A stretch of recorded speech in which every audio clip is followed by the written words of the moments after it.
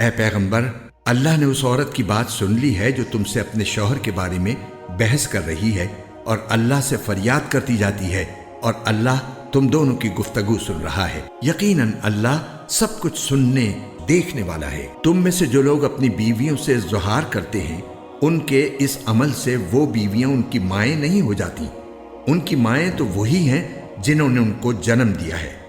حقیقت یہ ہے کہ یہ لوگ ایسی بات کہتے ہیں جو بہت بری ہے اور جھوٹ ہے، اور اللہ بہت معاف کرنے والا، بہت بخشنے والا ہے۔ اور جو لوگ اپنی بیویوں سے ظہار کرتے ہیں پھر انہوں نے جو کچھ کہا ہے اس سے رجوع کرتے ہیں، تو ان کے ذمے ایک غلام آزاد کرنا ہے قبل اس کے کہ وہ میاں بیوی ایک دوسرے کو ہاتھ لگائیں۔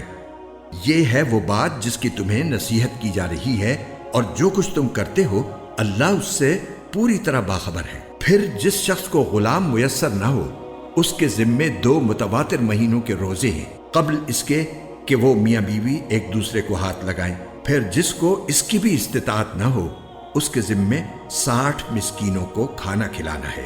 یہ اس لیے تاکہ تم اللہ اور اس کے رسول پر ایمان لاؤ، اور یہ اللہ کی مقرر کی ہوئی حدیں ہیں، اور کافروں کے لیے دردناک عذاب ہے۔ یقین رکھو کہ جو لوگ اللہ اور اس کے رسول کی مخالفت کرتے ہیں وہ ایسے ہی ذلیل ہوں گے جیسے ان سے پہلے لوگ ذلیل ہوئے تھے، اور ہم نے کھلی کھلی آیتیں نازل کر دی ہیں، اور کافروں کے لیے ایسا عذاب ہے جو خوار کر کے رکھ دے گا۔ اس دن جب اللہ ان سب کو دوبارہ زندہ کرے گا پھر انہیں بتائے گا کہ انہوں نے کیا کچھ کیا تھا۔ اللہ نے اسے گن گن کر محفوظ کر رکھا ہے، اور یہ اسے بھول گئے ہیں، اور اللہ ہر چیز کا گواہ ہے۔ کیا تم نے نہیں دیکھا کہ آسمانوں اور زمین میں جو کچھ ہے اللہ اسے جانتا ہے؟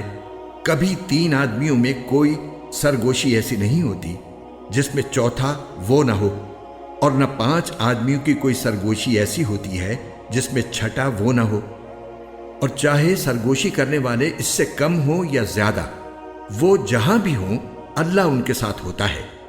پھر وہ قیامت کے دن انہیں بتائے گا کہ انہوں نے کیا کچھ کیا تھا۔ بے شک اللہ ہر چیز کو جاننے والا ہے۔ کیا تم نے ان لوگوں کو نہیں دیکھا جنہیں سرگوشی کرنے سے منع کر دیا گیا تھا، پھر بھی وہ وہی کام کرتے تھے جس سے انہیں منع کیا گیا تھا، اور وہ ایک دوسرے کے ساتھ ایسی سرگوشیاں کرتے ہیں جو گناہ، زیادتی اور رسول کی نافرمانی پر مشتمل ہوتی ہیں۔ اور اے پیغمبر، جب وہ تمہارے پاس آتے ہیں تو تمہیں ایسے طریقے سے سلام کرتے ہیں جس سے اللہ نے تمہیں سلام نہیں کیا، اور اپنے دلوں میں کہتے ہیں کہ ہم جو کچھ کہہ رہے ہیں اس پر اللہ ہمیں سزا کیوں نہیں دے دیتا؟ جہنم ہی ان کی خبر لینے کے لیے کافی ہے، وہ اسی میں جا پہنچیں گے، اور وہ پہنچنے کی بہت بری جگہ ہے۔ اے ایمان والو، جب تم آپس میں ایک دوسرے سے سرگوشی کرو تو ایسی سرگوشی نہ کرو جو گناہ، زیادتی اور رسول کی نافرمانی پر مشتمل ہو۔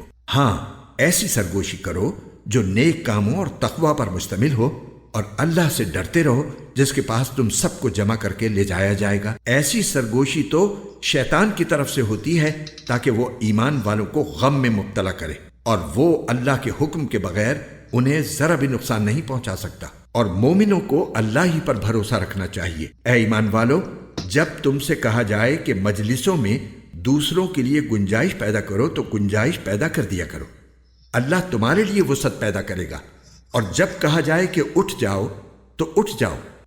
تم میں سے جو لوگ ایمان لائے ہیں اور جن کو علم عطا کیا گیا ہے، اللہ ان کو درجوں میں بلند کرے گا، اور جو کچھ تم کرتے ہو اللہ اس سے پوری طرح باخبر ہے۔ اے ایمان والو، جب تم رسول سے تنہائی میں کوئی بات کرنا چاہو تو اپنی اس تنہائی کی بات سے پہلے کچھ صدقہ کر دیا کرو۔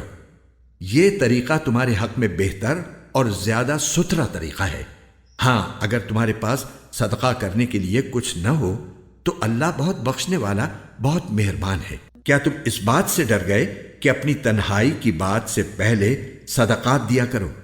اب جب کہ تم ایسا نہیں کر سکے اور اللہ نے تمہیں معاف کر دیا تو تم نماز قائم کرتے رہو اور زکوٰۃ دیتے رہو، اور اللہ اور اس کے رسول کی فرما برداری کرتے رہو، اور جو کام بھی تم کرتے ہو اللہ اس سے پوری طرح باخبر ہے۔ کیا تم نے ان کو نہیں دیکھا جنہوں نے ایسے لوگوں کو دوست بنایا ہوا ہے جن پر اللہ کا غضب ہے؟ یہ نہ تو تمہارے ہیں اور نہ ان کے، اور یہ جانتے بوجھتے جھوٹی باتوں پر قسمیں کھا جاتے ہیں۔ اللہ نے ان کے لیے سخت عذاب تیار کر رکھا ہے۔ حقیقت یہ ہے کہ بہت برے ہیں وہ کام جو یہ کرتے رہے ہیں۔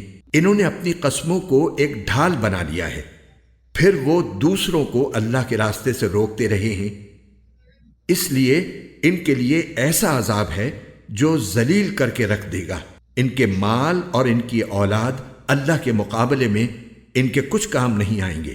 یہ دوزخ والے لوگ ہیں، یہ ہمیشہ اسی میں رہیں گے۔ جس دن اللہ ان سب کو دوبارہ زندہ کرے گا تو اس کے سامنے بھی یہ اسی طرح قسمیں کھائیں گے جیسے تمہارے سامنے کھاتے ہیں، اور یہ سمجھیں گے کہ انہیں کوئی سہارا مل گیا ہے۔ یاد رکھو یہ لوگ بالکل جھوٹے ہیں، ان پر شیطان نے پوری طرح قبضہ جما کر انہیں اللہ کی یاد سے غافل کر دیا۔